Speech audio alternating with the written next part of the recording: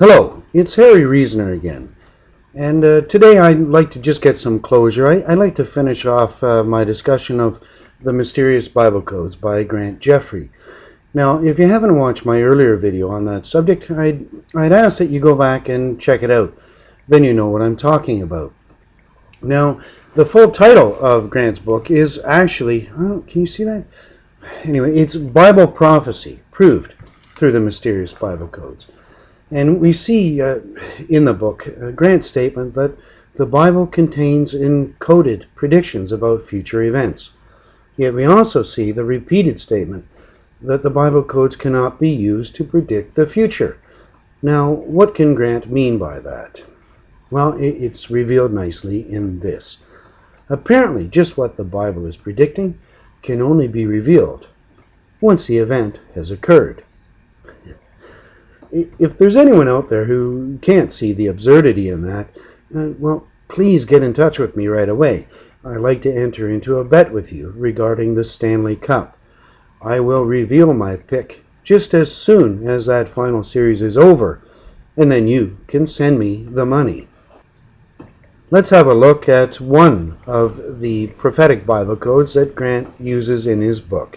These are the Diana codes, which Grant says offer irrefutable proof that the Bible is divine because it contains the encoded prediction of Lady Diana Spencer's death. You may notice that there are 11 words there and that they all appear in a relatively short span of text in Exodus. Now, Grant expects us to be very impressed by this. I mean, what are the chances? Well, I have a couple of questions for you, Grant. First of all, why did you search in Exodus? Is there some ancient tablet lying in the sands of the Middle East that says thou shalt search for ELSs concerning British royalty in Exodus? And similarly, why these 11 words? These 11 words are just a small subset of a whole host of words that could be deemed to be relevant. Did you find those on some scroll hidden in a cave somewhere? Well, nowhere in your book do you give any explanation for either question that I have, and I think that the conclusion is inescapable. To start with, you sat down with a pad of paper and a pen, and you wrote out every word you could think of that was in some way related to the event. Then you ran over to your computer, fired up your software, and searched the whole Old Testament. And you found those words, at least some of them, here and there and all over the place, and through the process of elimination, you narrowed it down to the smallest span of text you could find that contains not all of your original list, but the greatest fraction of it. You then turn around and say, look, I searched this small little span and found all these words. You have completely misrepresented what happened. Let me do a little demonstration for you. I fed the first 5,000 characters of the section of Origin of Species where Darwin discusses the evolution of the eye into my own software, and I did a search. Now, it seemed a natural selection to pick this bit of text since it is the part of Darwin's work that is most frequently misquoted and abused and twisted by creationists, and I searched it for the 11 Diana codes. And the results are a little bit interesting. I find 6 of the 11.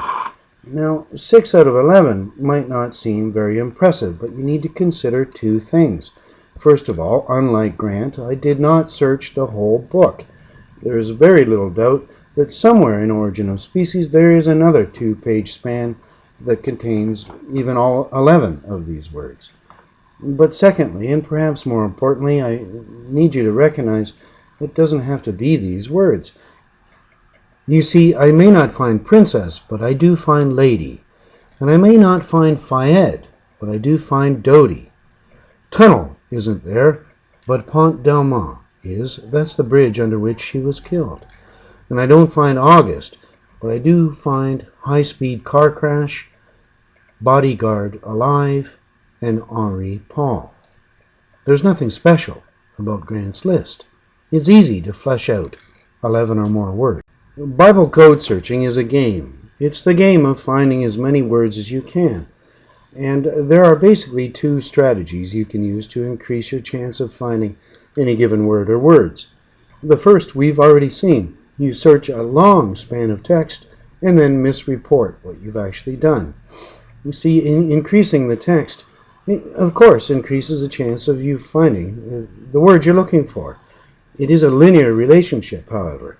You double the text, you double your chance of finding the word you're after. There is a far more powerful way to increase your chances of success, and that is by keeping the length of the search word short. That relationship is actually not linear. You increase the length of the word by one character, and you dramatically decrease its probability of being found. A 6-character word, as an example, in English, is on the order of thousands of times less likely than a 3-character word. And this lesson is not lost on Bible code searchers. Let's return to the Diana codes, and you tell me if you notice something funny. I'm hoping that you'll notice that in all cases the Hebrew word is shorter than its English counterpart. You look at Diana. It goes from 5 characters down to 4. River goes from 5 to 3. Tunnel from 6 to 4. Princess all the way from 8 down to 3. The average length of the Hebrew words is 3.6. The average of the English counterparts is 5.4. And while we're here, just quickly, notice the last item on the list, August. He's got it as a 2-character word. Grant, how can you have a 2-character ELS? Remember, ELS means equidistant letter sequence.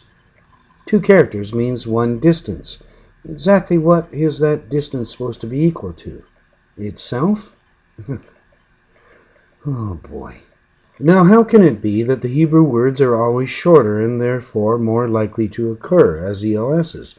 Well, the answer is actually very simple. Hebrew was comprised entirely of consonants. There are no vowels, at least no vowels appearing as standalone characters in the text. The vowels are there, however. They are implied contextually. They're implied by the consonants, by the words, and by the overall text itself. But that's why the Hebrew words are found more commonly than the English ones. This quirk of Hebrew actually has very dramatic ramifications and complications for Bible code searching.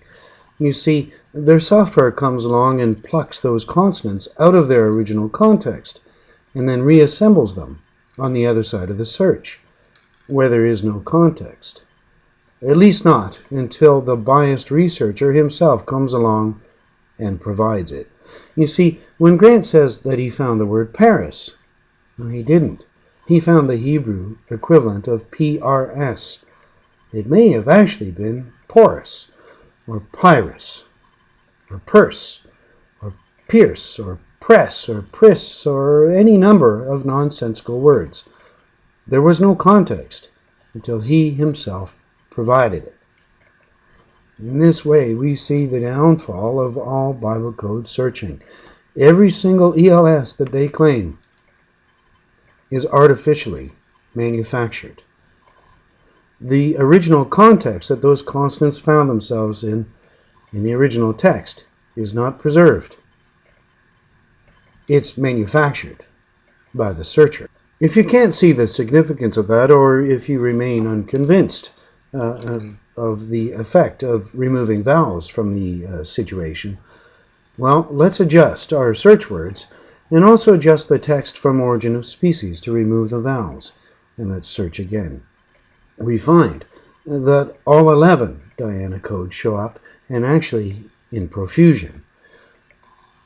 It would appear that going head-to-head in a contest to encode ELSs, Darwin could kick God's butt around the block.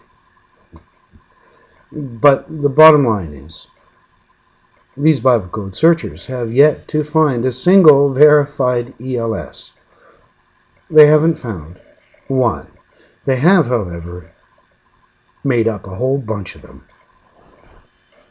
It was Harry Reasoner.